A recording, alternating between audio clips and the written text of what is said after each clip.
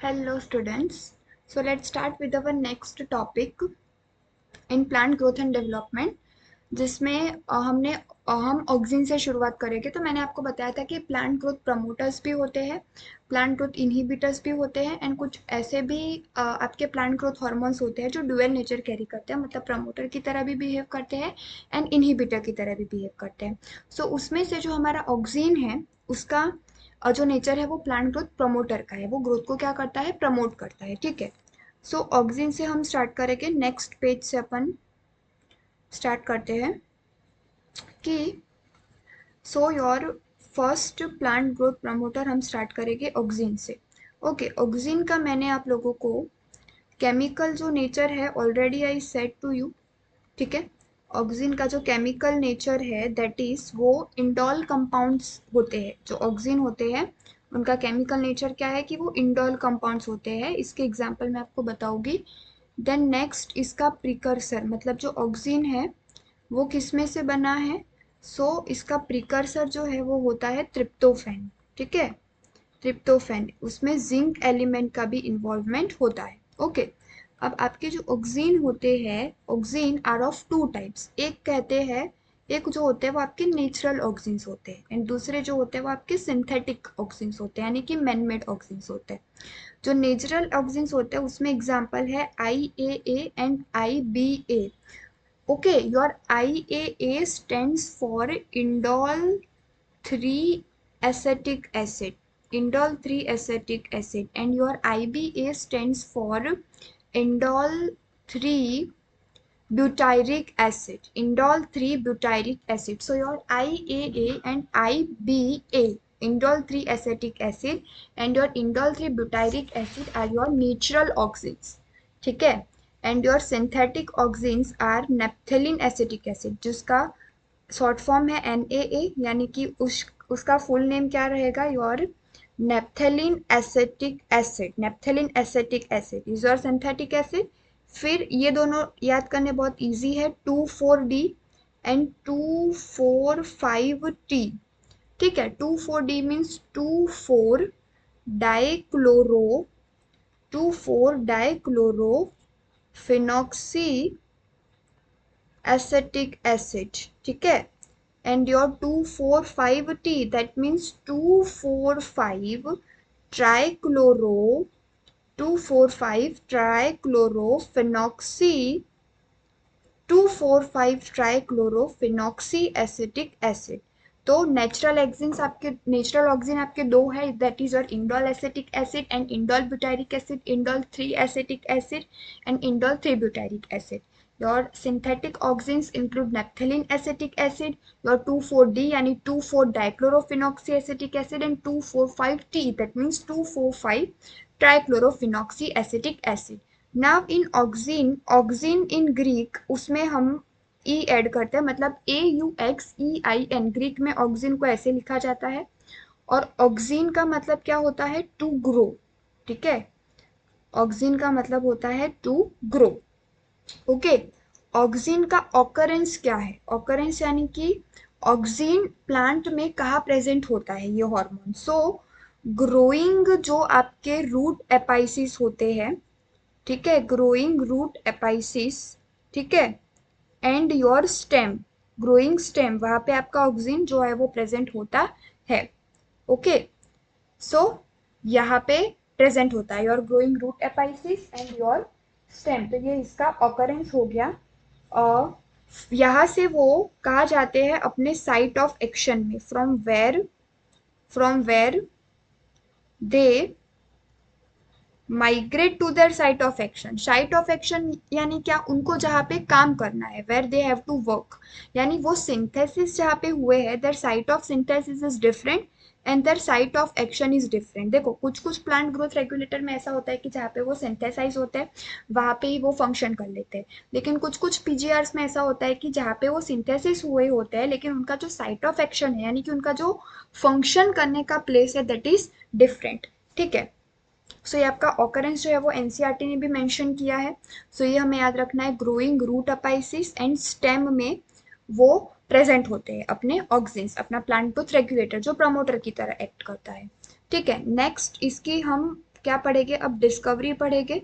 ठीक है, इसकी जो डिस्कवरी थी वो किसने की थी, सो चार्ल्स डार्विन, इसकी डिस्कवरी की थी चार्ल्स डार्विन और उसके बच्चे ने की थी, चार्ल्स डार्विन एंड हीज सन, नेमली यानी उसके सन का नाम क्या है, फ्रांसिस डार्विन। सो डार्विन भाइयों ने इसकी डिस्कवरी की थी, भाइयों ने नहीं, बेटे बाप ने, Charles Darwin and his son, Darwin लिख दिया यार, what I am doing now, and his son Francis Darwin, इन लोगों ने उसकी डिस्कवरी की थी।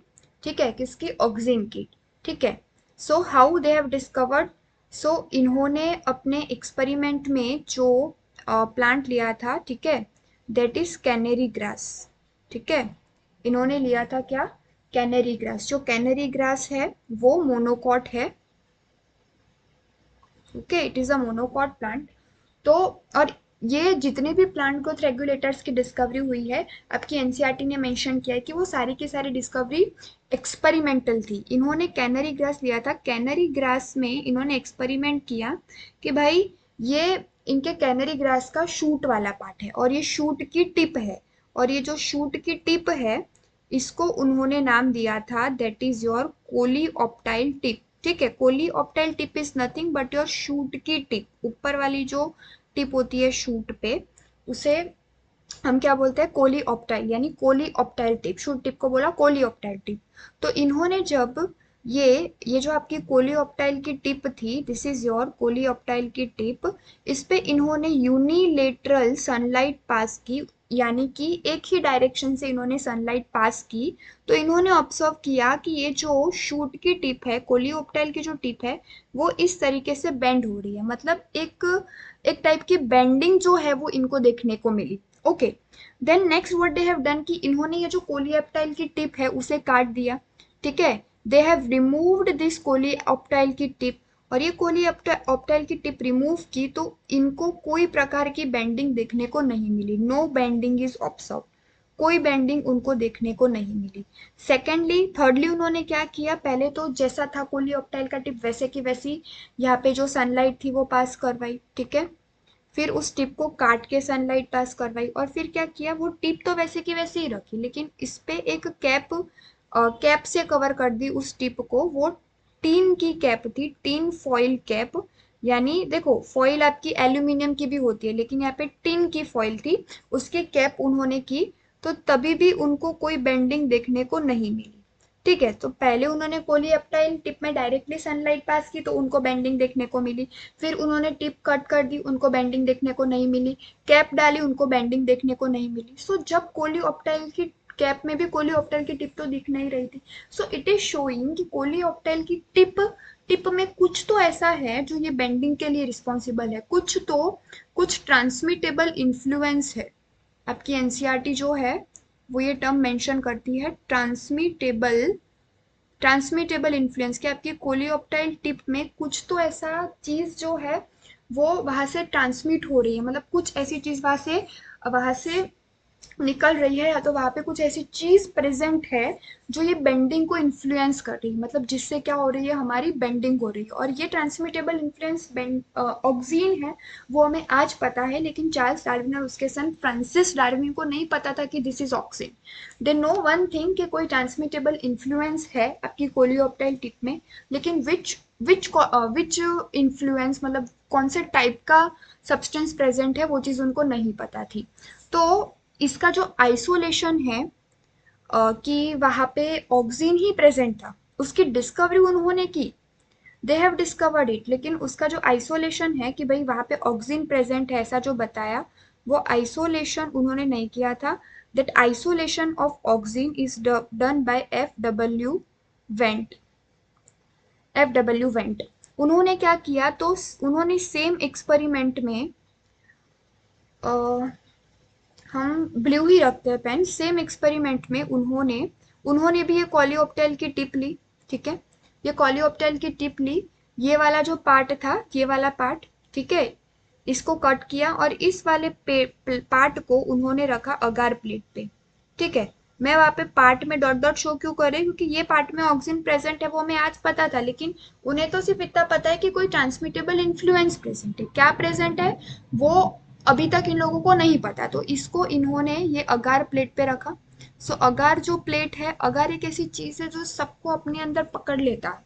अगार एक म्यूकस जेली लाइक सब्सटेंस है, जो एक तरीके से जैसे हम जेली खाते हैं तो हमारे किसी दांत पे चिपक जाती है, तो वैसे अगार प्लेट पे भी ये जब ऑक्सीन की जो ऐसी टिप जिसमें ऑक्सीन है वो आएगा तो वो चिपक जाएगा।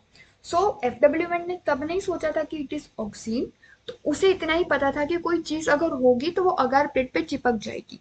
ओके, फिर यहाँ ये जो थी कोलियोप्टाइल की टिप तो कट कर दी थी, तो अभी ये शूट का नीचे वाला पार्ट बचा। ठीक है, तो एक बार उन्होंने यहाँ पे अगार की प्लेट रखी। ठीक है, सो वो अगार की प्लेट में क्या होगा, ऑक्सीन होगा। और एक बार उन्होंने अगार की प्लेट कहाँ पे रखी, इस साइड पे रखी। ठीक है, तो जब प्लेट उन्होंने राइट साइड पे रखी, ठीक है, तो उनको बेंडिंग कौन से साइड पे देखने को मिली, लेफ्ट साइड पे देखने को मिली। एंड जब जब यहाँ पे सनलाइट पास की तो बेंडिंग लेफ्ट साइड पे देखने को मिली। और प्लेट जब लेफ्ट साइड पे रखी और यहाँ पे सनलाइट पास की तो बेंडिंग उन्हें राइट साइड को देखने को मिली। सो ये क्या शो कर रहा है कि आपका जो बेंडिंग हो रहा है that is opposite to light, that is opposite to light. देखो आप ये वाले, जस्ट अ मिनट, या आपने लाइट यहां से पास की, आपने जब राइट पे when you have placed your agar plate, ठीक है, राइट पे रखा तो बेंडिंग आपका लेफ्ट पे हुआ। एंड आपने लेफ्ट पे रखा तो बेंडिंग आपका राइट पे हुआ। ठीक है, तो जो आपका बेंडिंग हो रहा है वो अपोजिट अपोजिट डायरेक्शन में हो रहा है। ठीक है, so bending is being taken place in in opposite direction. So ये शो करता है कि जो आपका ऑक्सीन है it is a shade loving, it is shade loving, यानी आपका जो ऑक्सीन है ना, उसे क्या पसंद है, आपका जो ऑक्सीन है उसे छाव पसंद है। इसीलिए तो आप देखो कि आपका ऑक्सीन इधर था। ठीक है, लेकिन जब बेंडिंग शो हुआ तो वो जो ऑक्सीन आपने लाइट इधर से पास करी। ठीक है, लेकिन बेंडिंग ऐसे हुआ। ठीक है, ऐसे हुआ, मतलब ये पीछे की साइड से यहाँ से बेंड हुआ, ऐसा कह सकते हो, मतलब ऑक्सीन यहाँ चला गया। सो यहाँ पे से आपने लाइट पास की थी, you passed light from this, and your oxygen जो है वो लाइट से दूर चला गया। सो यहाँ से हमने ये डिटरमाइन, मतलब ये कंक्लूजन लेकर आए कि जो आपका ऑक्सीन है वो शेड लविंग है। आप जहाँ से लाइट पास करोगे उसके अपोजिट जाके ऑक्सीन छुप जाएगा। ठीक है, यहाँ पे आप इधर से लाइट पास कर रहे हो, ऑक्सीन इधर छुप गया। यहाँ से आप इधर से लाइट पास कर रहे हो, ऑक्सीन इधर छुप गया। समझ आ रहा है? तो आपका जो ऑक्सीन है वो लाइट की डायरेक्शन से क्या हो जाएगा, अपोजिट हो जाएगा। ओके, ये स्टेटमेंट लिखना सही नहीं रहेगा, बेंडिंग अपोजिट टू लाइट। आपका जो ऑक्सीन है वो, इतना याद रखो, जो ऑक्सीन है जिस डायरेक्शन से आप लाइट दे रहे हो उसकी अपोजिट डायरेक्शन पे जाके शिफ्ट हो जाएगा। सो that is your correct statement. और इसको, इस फेनोमेनॉन को आप क्या बोल सकते हो, फोटोट्रॉपिज्म। क्या बोल सकते हो, फोटोट्रॉपिज्म। क्योंकि यहाँ पे ट्रॉपिज्म यानी कि एक पर्टिकुलर डायरेक्शन में ग्रोथ देखने को मिलता है। ट्रॉपिज्म, ट्रॉपिक का मतलब होता है कि कोई एक पर्टिकुलर डायरेक्शन में ग्रोथ बेंडिंग की लाइट की वजह से देखने को मिलता है। यानी कि आपका जो ये कोलियोप्टाइल टिप है, देखो पहली फिगर में देखो, आपका जो ये कोलियोप्टाइल टिप है वो इस डायरेक्शन में ग्रोथ ग्रो कर रहा है, मतलब ट्रॉपिक ग्रोथ उसका इस डायरेक्शन में हो रहा है। ठीक है, सो और वो जो उसका ट्रॉपिक ग्रोथ है कि ये जो इसका बर्ड है, मतलब शूट का जो बर्ड है, शूट का जो टिप है, कॉलियोप्टेल का जो टिप है, वो इस डायरेक्शन में जो ग्रो कर रहा है, इस डायरेक्शन में ग्रो कर रहा है। So that is due to your light, मतलब ट्रॉपिक ग्रोथ हो रहा है कोई एक पॉइंट पे इस तरफ हो रहा है एंड लाइट की वजह से हो रहा है। ठीक है, and that thing is happening due to light, इसीलिए इसको बोलते हैं फोटोट्रॉपिज्म। ओके, या सो यहाँ पे हमने डिस्कस किया आइसोलेशन जो है वो FW वेंट ने कैसे किया। तो इसके बाद उसे पता चला कि ये ऑक्सीन है, तो ऑक्सीन है ऐसा पता किसे चला, ऑक्सीन को आइसोलेट किसने किया, तो आपके FW वेंट ने किया। एक और स्टेटमेंट जो आपको इसमें याद रखनी है, कि जो आपका ऑक्सीन है, या यहाँ पे जो FW वेंट ने कोलियोप्टेल का टिप यूज किया था वो ओट का सीडलिंग था, ओट का सीडलिंग उसने यूज किया था, या फिर इसे बोल सकते हैं एवेना सटाइवा, एवेना सटाइवा उसका साइंटिफिक नेम है।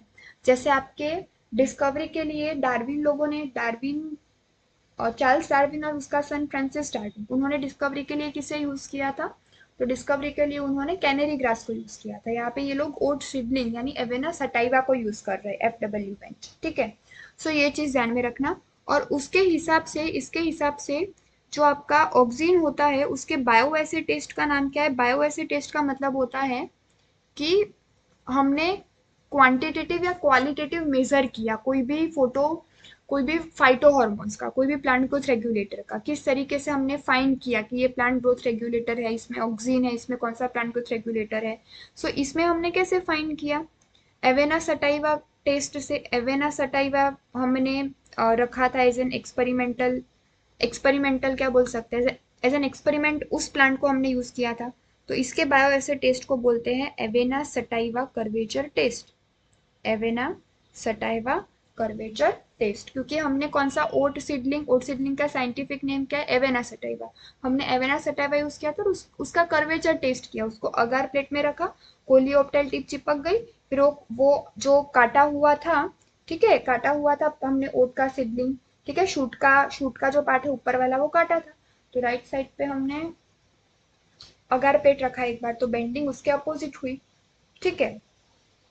एंड क्योंकि यहाँ पे जब हम लाइट फेंक रहे हैं तो ऑक्सीजन यहाँ पे है, ठीक है, तो वो क्या प्रिफर करता है कि मैं लाइट से दूर जाऊं, तो वो इधर चला गया। यहाँ पे जब लाइट डाल रहे हैं तो ऑक्सीजन यहाँ पे है, तो वो क्या प्रिफर कर रहा है कि मैं लाइट से दूर चला जाऊं, तो वो इधर आ गया। ओके। एंड इस फिनोमेनन को हम क्या बोलते हैं, फोटोट्रॉपिज्म। नाउ उसके बाद हमने बायो एसिड टेस्ट के बारे में बात कर ली, डिस्कवरी और कैसे इसका आइसोलेशन हुआ, FW वेंट ने कैसे किया वो चीज हमने पढ़ ली, इसका ऑकरेंस भी पढ़ लिया। Now we come to its role, ठीक है, इसके क्या क्या रोल्स है, मतलब इसके क्या क्या यूजेस है, क्या क्या फंक्शंस है, वो सब हम पढ़ेंगे। सो ऑक्सीन, ठीक है, A for auxin, A for उसका first role is apical dominance, apical dominance.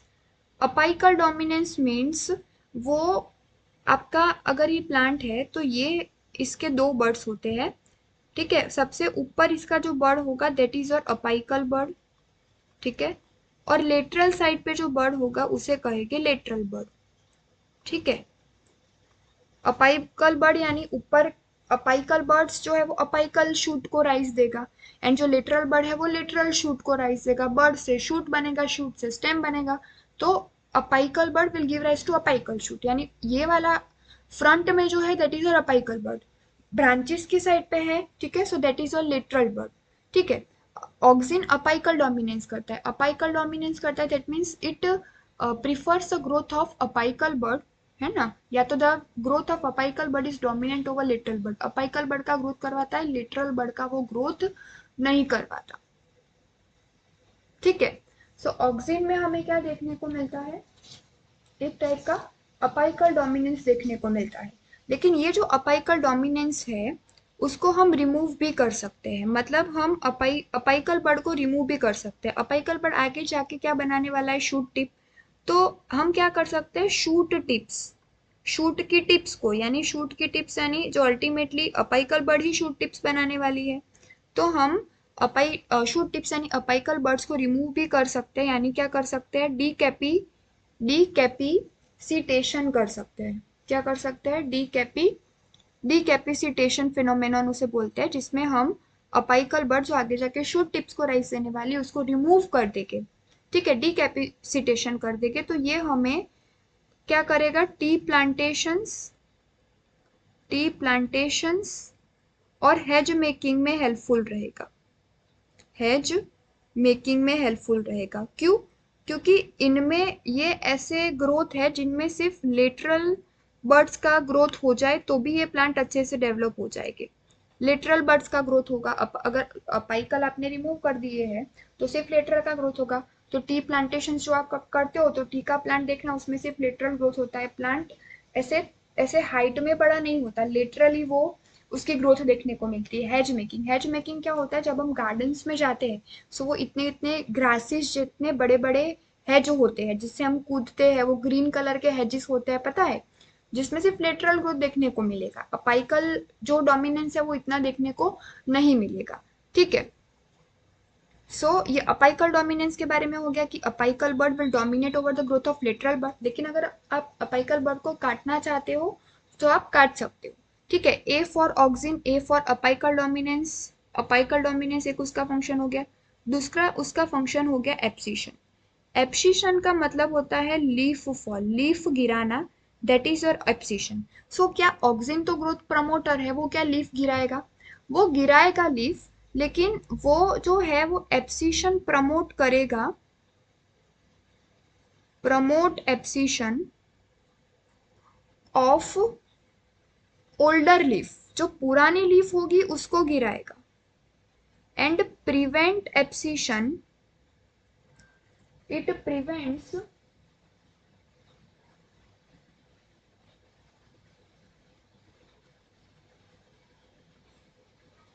It prevents abscission, just a minute.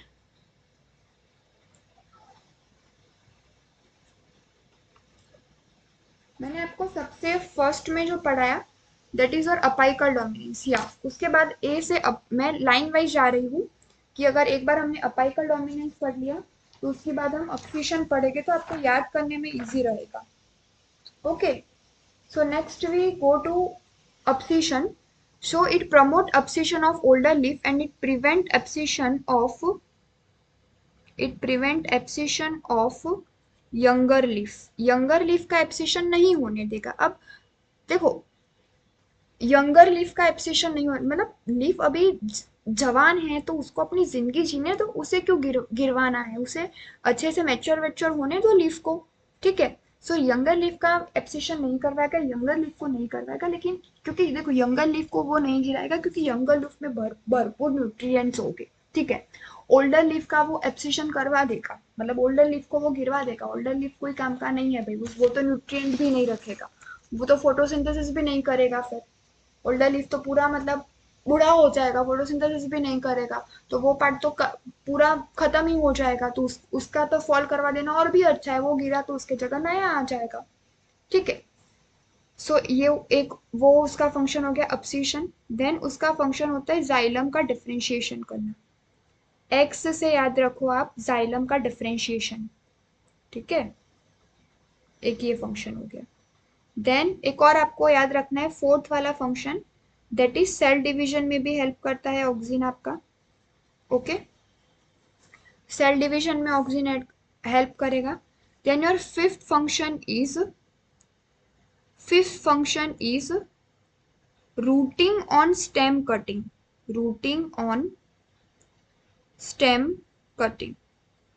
अब इसका क्या मीनिंग है, ये आपका टिश्यू कल्चर में हेल्प आता है, routing on stem cutting tissue culture में हेल्प आता है कि जैसे आप लेबोरेटरी में कोई प्लांट को ग्रो कर रहे हो, ठीक है, लेकिन आप उस प्लांट, आपको पूरा प्लांट ग्रो करना है लेकिन आप उस प्लांट की स्टेम ही लेकर आए हो, तो स्टेम कटिंग पे आप उसमें कुछ न्यूट्रिएंट्स सप्लीमेंट ऐड करोगे, कुछ न्यूट्रिएंट्स उसके अंदर ऐड करोगे तो उसमें से अपने आप रूट ग्रो होने लगेंगे। यानी आप लाए थे स्टेम को कट करके, लेकिन विद एन एडवांटेज आपको क्या मिल गए, रूट्स भी मिल गए, स्टेम कटिंग पे रूट्स मिल गए आपको।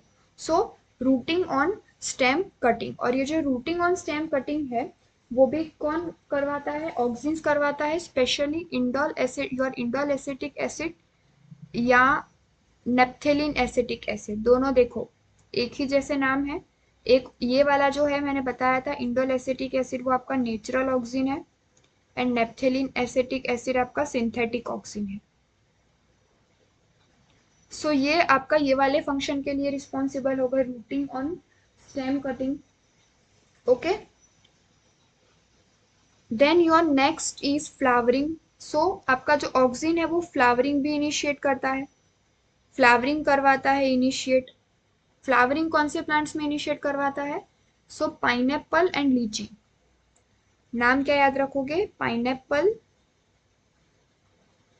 पाइनएप्पल एंड लीची, लीची प्लांट्स, उसमें वो फ्लावरिंग इनिशिएट करवाता है। देन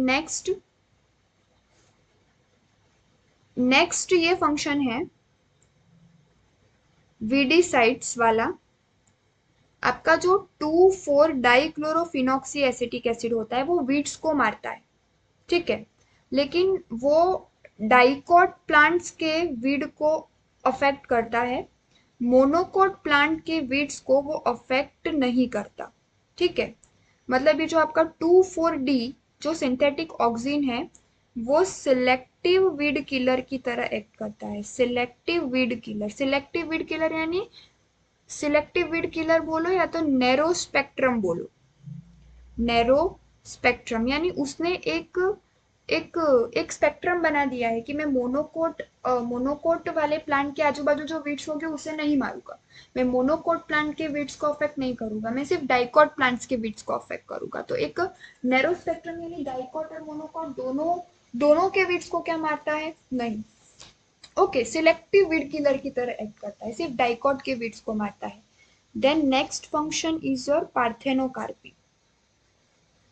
पार्थेनोकार्पी का मतलब होता है to make seedless fruits. So auxin किसके काम आता है, सीडलेस फ्रूट्स बनाने के काम आता है, ठीक है। फॉर एग्जाम्पल आप आर्टिफिशियली बिना सीड का टोमेटो बना सकते हो, ठीक है। सो पार्थेनोकार्पी एक फंक्शन हो गया। देन नेक्स्ट आपको एजेंट ऑरेंज के बारे में जानना होगा। एजेंट ऑरेंज, आपका जो एजेंट ऑरेंज है वो एक डाई है जो 2,4 डाइक्लोरोफिनॉक्सी एसिटिक एसिड और 2,4,5 ट्राइक्लोरोफिनॉक्सी एसिटिक एसिड से बनी हुई होती है। ये जो एजेंट ऑरेंज डाई है वो आपके यूएस वियतनाम वार में यूज हुई थी, ठीक है। यूएस वियतनाम वार में इसीलिए यूज हुई थी क्योंकि एजेंट ऑरेंज डाई है वो डीफोलिएशन के लिए रिस्पॉन्सिबल है, यानी कि लीफ को गिराने के लिए रिस्पॉन्सिबल है।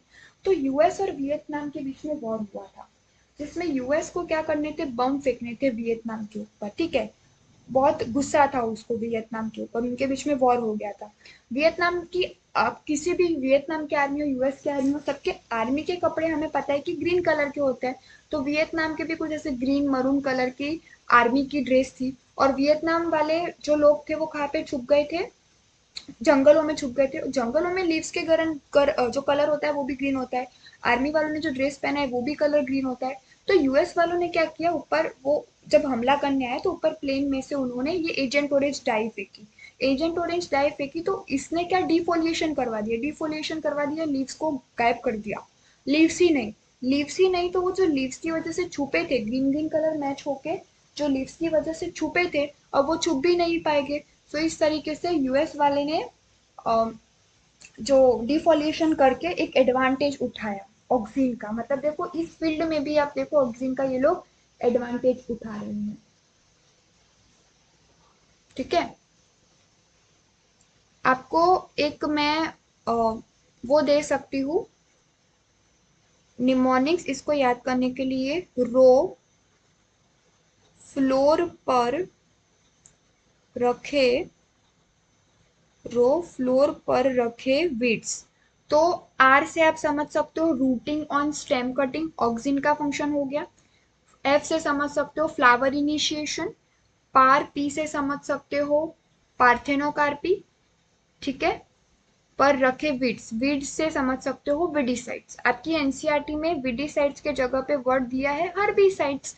तो वीड्स को मारना है, हर्ब्स को मारना है, एक ही मतलब। देखो विडीसाइड्स यानी कि जो अनवांटेड प्लांट ग्रो हो जाते हैं, ठीक है, दैट इज योर विडीसाइड्स। अब जो अनवांटेड प्लांट ग्रो हुए, ठीक है, वीडीसाइड्स यानी जो अनवांटेड प्लांट ग्रो हुए वो हर्ब भी हो सकते हैं, श्रब भी हो सकते हैं।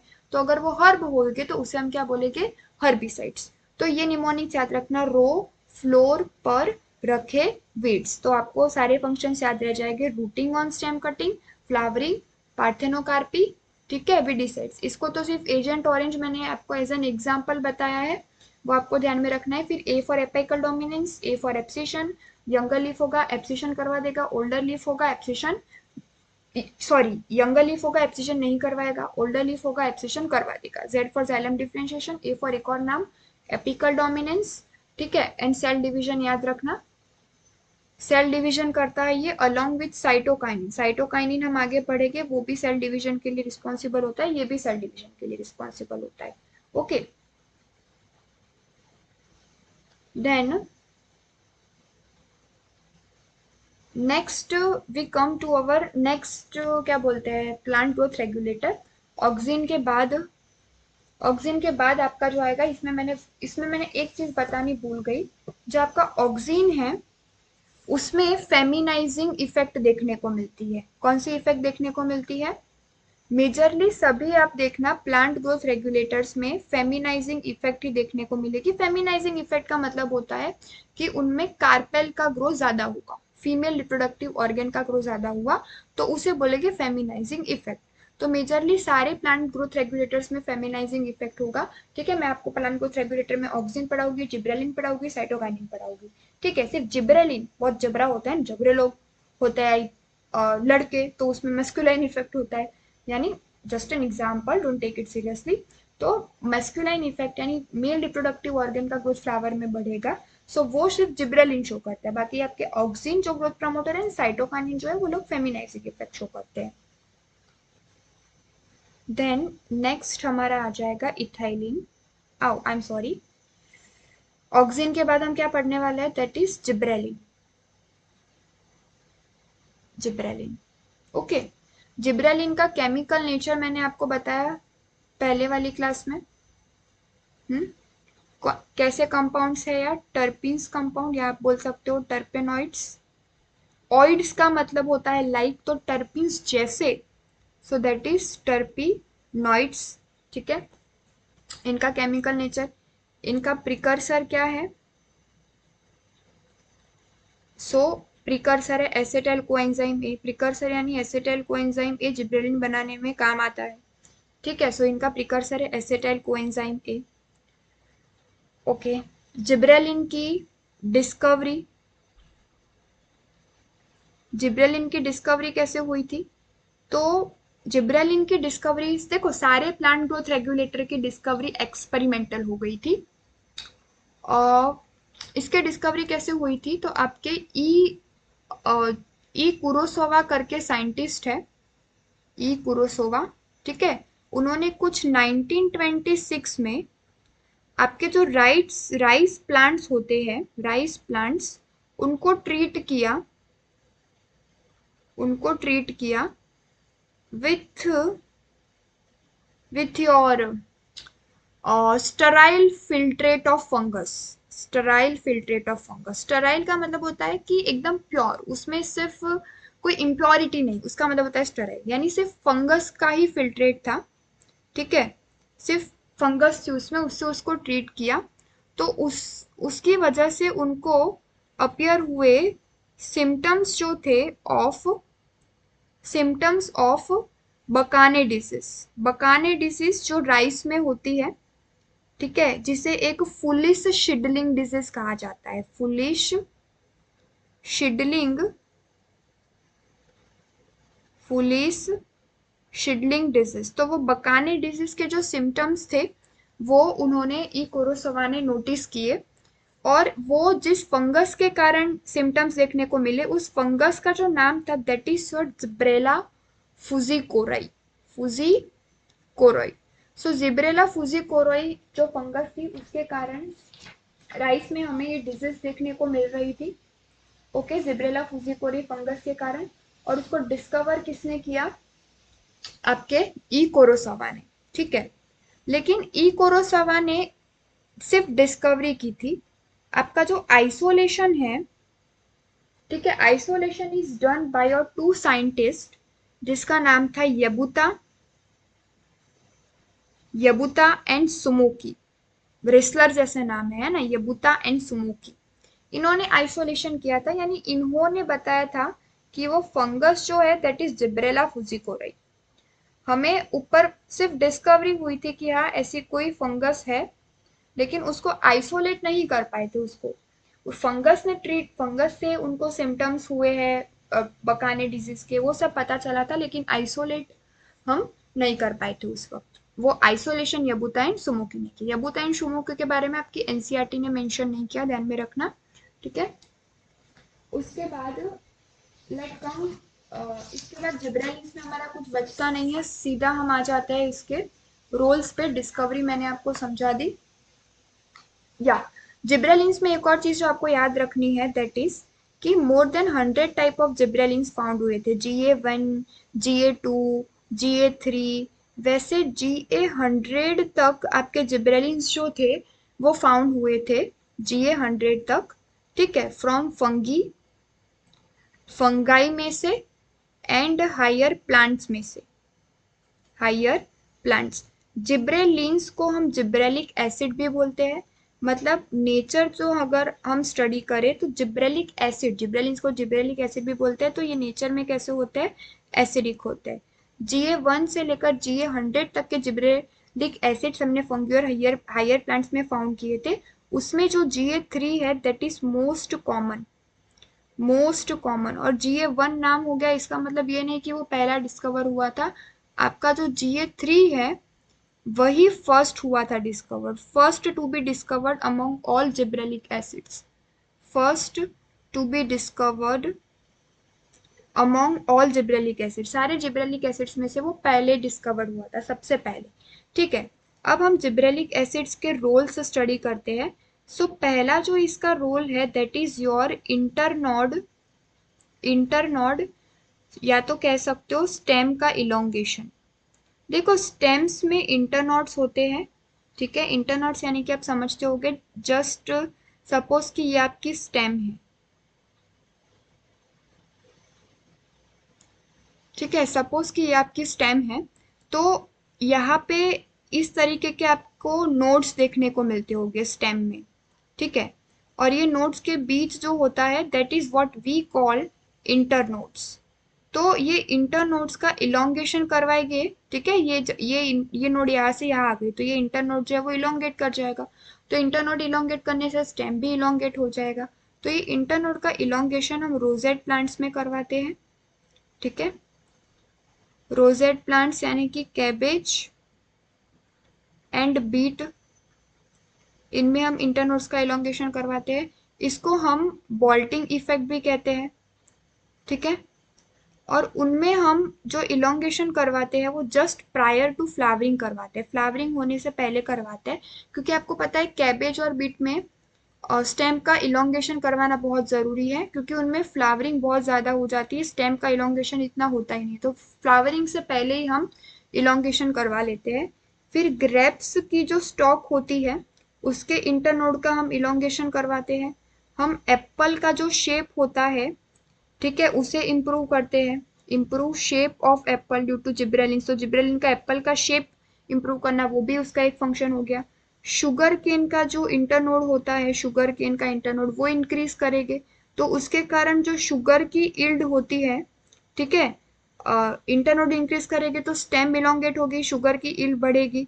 सो वो 20 टन्स हो जाती है शुगर की इल्ड। आपकी एनसीईआरटी ने ये वैल्यू लिखी है, 20 टन्स पर एकड़ आपकी शुगर की इल्ड हो जाती है।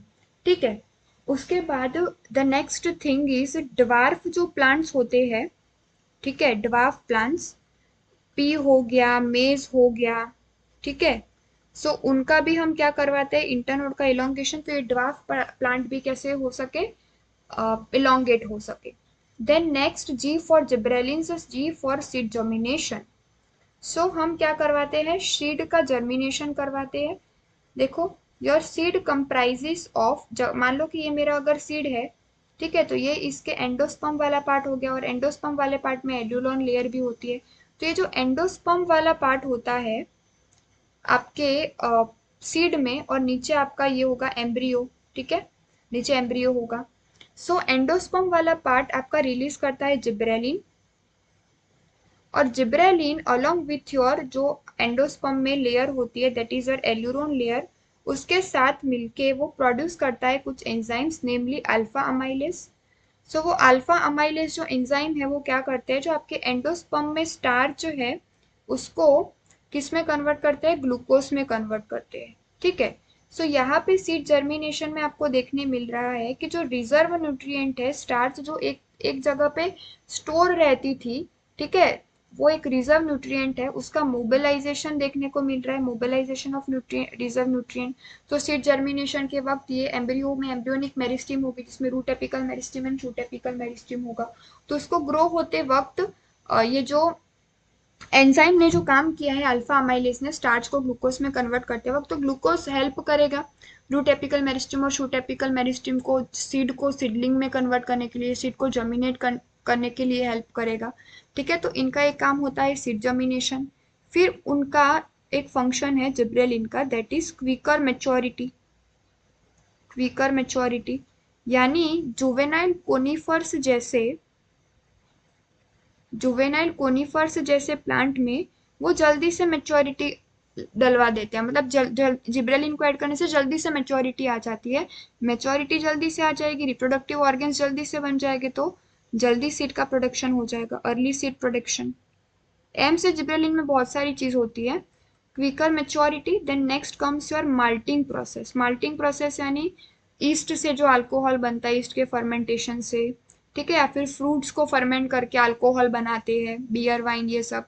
तो ये माल्टिंग प्रोसेस जो है ब्रूइंग इंडस्ट्री में, तो माल्टिंग प्रोसेस जहाँ पे करते हैं वैसे इंडस्ट्री को नाम देते हैं ब्रूइंग इंडस्ट्री। ठीक है, सो जो आपका GA3 होता है वो आपका हेस्टेन हेस्टेन कर देता है, यानी इंक्रीज कर देता है आपका माल्टिंग प्रोसेस। ठीक है, so M for maturity, M for malting process and M for market period. Market period क्यों याद रखवाया मैंने, मुझे आपको ये चीज याद रखवानी थी, delayed ripening. Delayed delayed ripening, gibberellin जब ऐड करते हैं तो प्लांट में जो फ्रूट होता है, ठीक है, फ्रूट होता है वो बहुत देर से राइपेन करता है। तो हम उसे, वो वहीं पे रहेगा, stage on tree for long time. तो लॉन्ग टाइम तक रहेगा ट्री पे, तो हम उसे काफी लंबे समय तक बेच सकते हैं। मतलब हम उस फ्रूट के बेचने का जो मार्केट पीरियड है उसे क्या कर सकते हैं, एक्सटेंड कर सकते हैं। ठीक है, उसे एक्सटेंड कर सकते हैं, तो ये भी एक फंक्शन हो गया, राइपनिंग डिले करता है वो। ठीक है, अब इसके बायो एसे टेस्ट जैसे ऑक्सिन में अवेना कर्वाचर टेस्ट था, इसमें ड्वार्फ पी टेस्ट, या फिर बोल सकते हो ड्वार्फ मेज टेस्ट, या फिर alpha amylase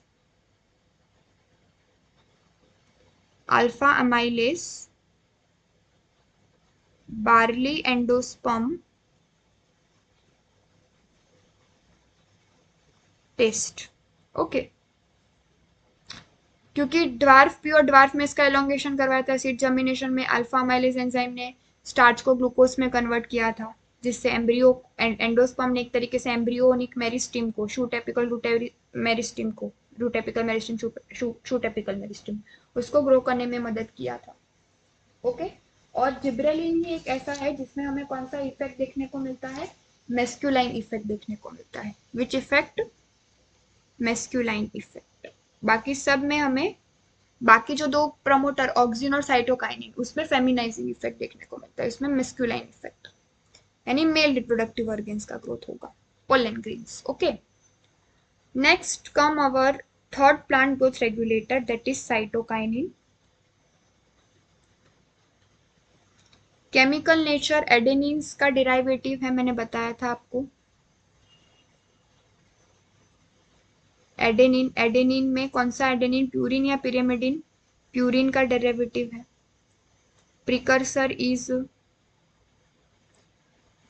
precursor is tRNA से बना है। ठीक है, ये मैंने बताया इसका केमिकल नेचर, जैसे ऑक्सिन में इंडोल कंपाउंड्स और जिब्रेलिन में टर्पीन्स बताया था, सेम वैसे ही। साइटोकाइनिन की डिस्कवरी कैसे हुई, एफ स्कूग,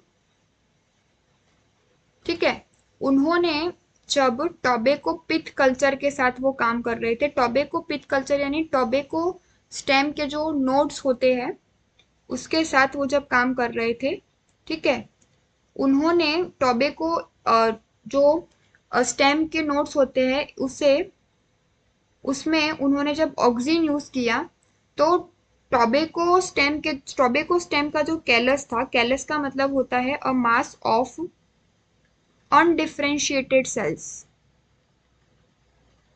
ठीक है, वो प्रोलिफरेट नहीं हुआ यानी कि अनडिफरेंशिएट से डिफरेंशिएट नहीं हुआ। ठीक है, एक पर्टिकुलर काम करने के लिए डिफरेंशिएट नहीं हुआ। लेकिन फिर एफ स्कूप ने ऑब्जर्व किया कि ऑक्सिन के साथ जब ये तीन चीज वो देता है, कौन सी तीन चीज? ईस्ट का एक्सट्रैक्ट, वेस्क्यूलर टिश्यूज का एक्सट्रैक्ट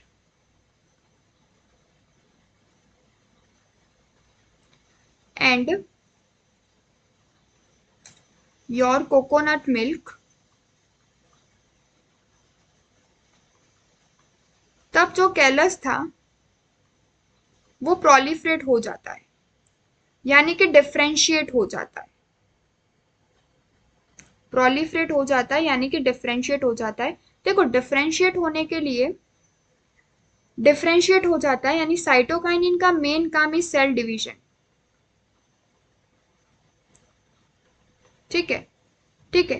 तो यहाँ पे वो क्या करता है, कैलस जो है, ये तीनों जो है इज इक्वल टू साइटोकाइनिन हो गया। मतलब ऑक्सिन में जब आपने साइटोकाइनिन ऐड किया तो जो कैलस था, अनडिफरेंशिएटेड सेल का मास था, वो डिफरेंशिएट हो जाएगा, क्योंकि कैलस में उसने क्या किया होगा, सॉरी, ऑक्सिन प्लस साइटोकाइनिन, तो साइटोकाइनिन ने कैलस में क्या किया होगा, एक सेल था उसे दो सेल में कन्वर्ट किया होगा। और डिवीजन के बाद हमने पढ़ा इलोंगेशन होता है फेजेस ऑफ ग्रोथ में, और फिर मैच्योरेशन होता है, फिर उसको मैच्योर कर दिया होगा। ओके, एरिथमेटिक ग्रोथ रेट से एक मैच्योर हो जाता है, तो एरिथमेटिक ग्रोथ करके मैच्योर कर दिया होगा। ठीक है, सो साइटोकाइनिन सेल डिवीजन का काम करता है। तो आप सोचोगे सेल डिवीजन से डिफरेंशिएशन क्यों, तो फेजेस ऑफ ग्रोथ में पढ़ा, पहले मेरिस्टेमेटिक फेज, फिर इलोंगेशन फेज, फिर डिफरेंशिएशन फेज। ठीक है, तो भाई लास्ट तक पहुंचना है डिफरेंशिएशन फेज तक, यानी मैच्योरेशन में डिफरेंशिएशन होता है, मैच्योरेशन फेज तक पहुंचना है तो मेरिस्टेमेटिक फेज से गुजरना पड़ेगा, डिवीजन वाला फेज तो करना ही पड़ेगा। ओके, उसके बाद ये तो सिर्फ हुई थी डिस्कवरी। इसका जो आइसोलेशन है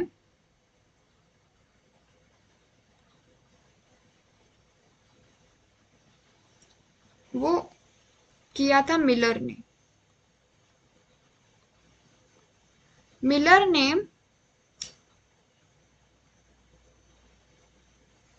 हैरिंग फिश ली, उसका स्पर्म लिया, उसको ऑटोक्लेव किया, जैसे प्रेशर कुकर में टेम्परेचर और प्रेशर देख के दाल वगाड़ते हैं ना, मतलब बाफते हैं, वैसे टेम्परेचर प्रेशर, बड़ा कुकर है वहां पे टेम्परेचर प्रेशर दो, स्पर्म ऑटोक्लेव हो जाएगा, उसमें से सारी इंप्योरिटीज निकल जाएगी, ऑटोक्लेविंग हो जाएगा उसका। और उसमें से डिस्कवर किया उन्होंने काइनेटिन को। ये natural cytokine, sorry, synthetic cytokine है।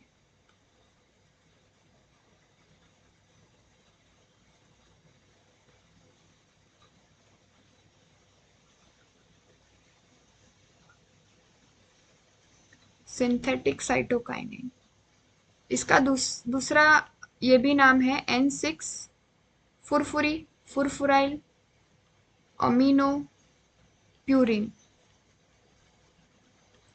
ठीक है, एंड जो आपका नेचुरल वाला साइटोकाइनिन है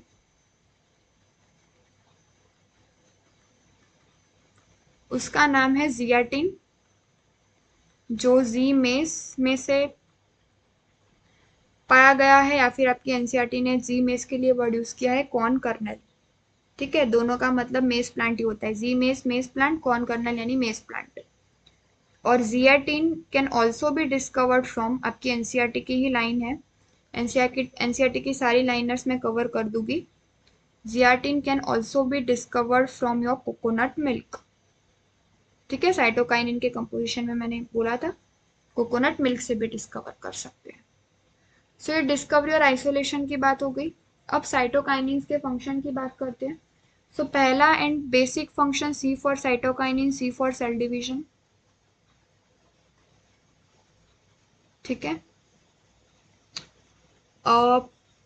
it, C for counteracting apical dominance. Auxin क्या करता था, अपाइकल डोमिनेंस करता था, लेटरल नहीं करवाता था। ये क्या करेगा, अपाइकल डोमिनेंस को काउंटरैक्ट करेगा, अपाइकल डोमिनेंस नहीं करवाएगा, लेटरल करवाएगा, यानी लेटरल शूट का ग्रोथ करवाएगा। ठीक है, लेटरल शूट का ग्रोथ करवाएगा। फिर आपके एनसीईआरटी ने दिया है एडवेंटेशियस शूट फॉर्मेशन करेगा। देखो लेटरल शूट का ग्रोथ तो करवाएगा ही, लेकिन एडवेंटेशियस शूट फॉर्मेशन करेगा, यानी लेटरल साइड से ही शूट फॉर्मेशन करेगा ऐसा नहीं। एडवांटेशियस मतलब शूट फॉर्म होने में एडवांटेज ले रही है कहीं से भी। जो शूट फॉर्म कैसे होती है, शूट बड में से होती है, मतलब लेटरल जो शूट बड होता है उसमें से लेटरल शूट ग्रोथ होता है, लेटरल शूट बड फॉर्म होती है। बट अगर आपका शूट ग्रोथ जहाँ से होनी चाहिए शूट बट वहां से ना होके कोई और जगह से हो रही है, तो उसे हम क्या कहते हैं, एडवांटेशियस शूट फॉर्मेशन। तो एपिकल डोमिनेंस को काउंटरैक्ट करता है, यानी ऑक्सिन के अपोजिट थोड़ा बहुत काम करता है, ऐसा बोल सकते हैं। देखो सेल डिवीजन होता है, सेल डिवीजन होता है, इस इट मीन्स कि ये क्या करता है, नए नए लीव सेट करता है। आपके क्लोरोप्लास्ट जो है वो नए बनाता है, क्लोरोप्लास्ट के सेल के नंबर इंक्रीज करता है। ठीक है, सो ये सारी चीजें करवाता है। मतलब ये एंटी एजिंग हार्मोन है, ये एंटी एजिंग हार्मोन है। एंटी एजिंग हार्मोन यानी जो सेनेसेंस ना होने दे, बूढ़ापन ना आने दे, सेनेसेंस यानी डेथ ना होने दे, डेथ ओल्ड होने से ही आती है। सो सेनेसेंस ना होने दे, सेनेसेंस को डिले करवाता है, सब कुछ नया नया करके, नए लीव सेल डिवीजन से क्लोरोप्लास्ट नया बनवाया। ठीक है, नेक्स्टली वो जो काम करता है that is mobilisation of nutrients. Nutrients का मोबिलाइजेशन करवाएगा, तो ओल्डर लीफ में भी न्यूट्रिएंट्स पहुंचेंगे, तो वो जल्दी से डेथ नहीं होगे, जल्दी से सेनेसेंट नहीं होगे। तो मोबिलाइजेशन ऑफ न्यूट्रिएंट्स से वो हमें हेल्प करता है इन डिलेइंग सेनेसेंस, इन डिलेइंग सेनेसेंस, तो वो सेनेसेंस डिले करवाता है। देन नेक्स्ट पॉइंट, वो टिश्यू कल्चर में यूज होता है फॉर मॉर्फोजेनेसिस या organogenesis. Organogenesis formation of organ, morphogenesis कोई मॉर्फोलॉजिकल पार्ट का फॉर्मेशन, जैसे रूट या शूट का। देखो कैलस की मैंने अभी बात की थी। सो क्या कंडीशन रहती है कि जब आपका ऑक्सिन और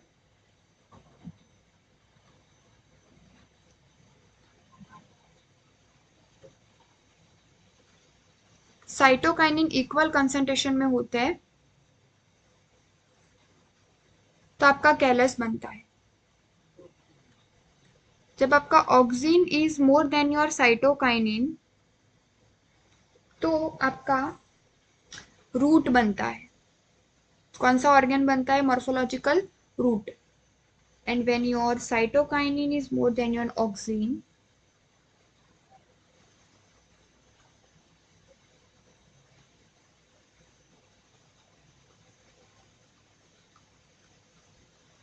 when your cytokinin is more than your auxin, then आपका शूट बनता है। साइटोकाइनिन बड़ा नाम शूट बनाया, ऑक्सिन छोटा नाम रूट बनाया।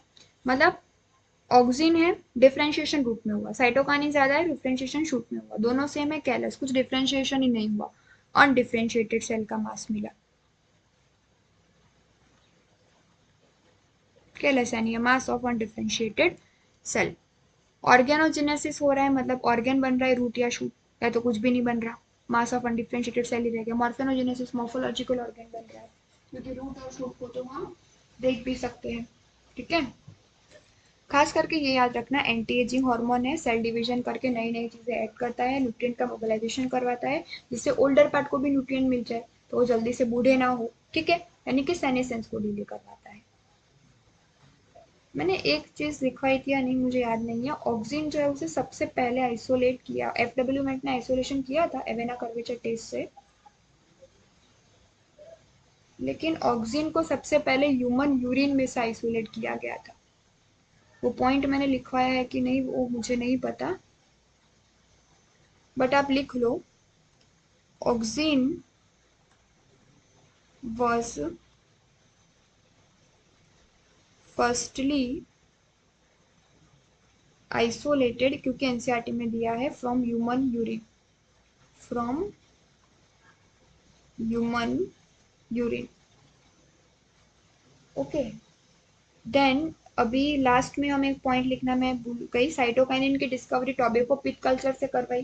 टोबैको के जो इंटरनोड के सेगमेंट थे, ठीक है, उसको टोबैको के इंटरनोड के सेगमेंट को हमें इंक्रीज करना था, तो उसके लिए हमें उसमें सेल डिवीजन करवाना था, लेकिन सिर्फ in the presence of auxin नहीं हो पाया।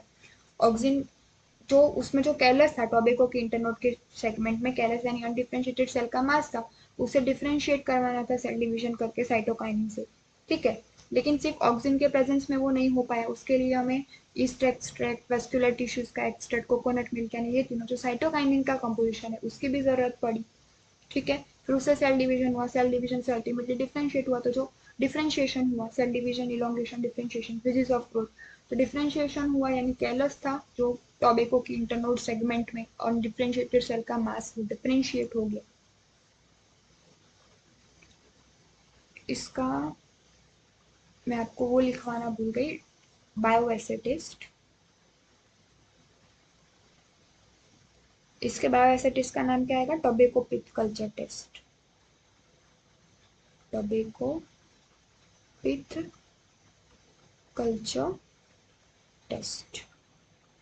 Okay, so NCERT I hope कि, मतलब आई थिंक कि आप, मैंने सारे एनसीईआरटी लाइनर्स इंक्लूड कर दिए, एक भी नहीं छोड़ी होगी मैंने। सो इजीली इतना पढ़ के आप एनसीईआरटी को पढ़ सकते हो, ठीक है। Thank you so much.